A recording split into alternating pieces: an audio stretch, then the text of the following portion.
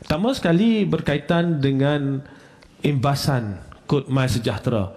Jika sebelum ini semua pelawat ke sekolah perlu membuat imbasan kod MySejahtera, sekarang ini bermulanya 1 Mei ini tidak perlu lagi dibuat, tidak diwajibkan lagi imbasan untuk MySejahtera.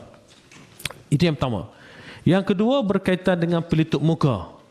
Seperti mana yang diumumkan oleh Kementerian Kesihatan Malaysia, selaras dengan apa yang telah diumumkan semalam, pelitup muka wajib dipakai ketika berada di ruangan tertutup dalam premis sekolah dan institusi pendidikan bawah KPM.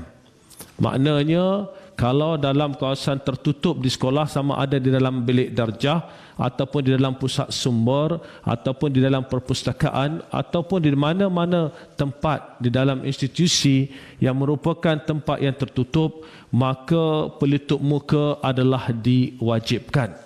Namun begitu, terdapat beberapa pengecualian kepada pemakaian pelitup muka ini. Pertama sekali, jika mereka berada bersendirian. Ya.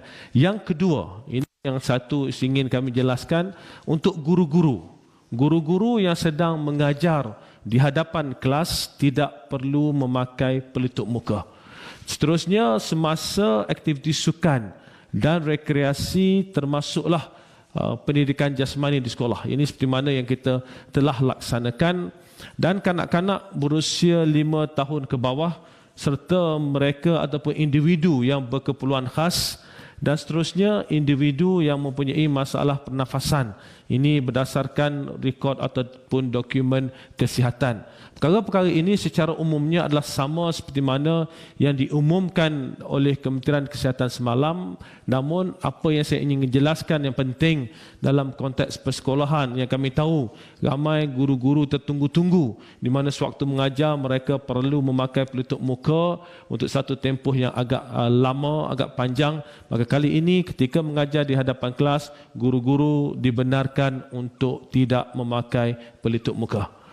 Saudara-saudari, seterusnya apabila berada di luar sekolah, ini juga berada di luar bangunan ataupun berada di kawasan yang terbuka, selaras dengan apa yang diumumkan oleh Kementerian Kesihatan, murid ataupun warga pendidik yang berada di luar bangunan ataupun kawasan terbuka di premis institusi pendidikan bawah KPM boleh membuka pelitup muka, tapi mereka digalakkan untuk memakai pelitup muka dalam keadaan-keadaan tertentu, khususnya apabila melakukan aktiviti secara berkumpulan.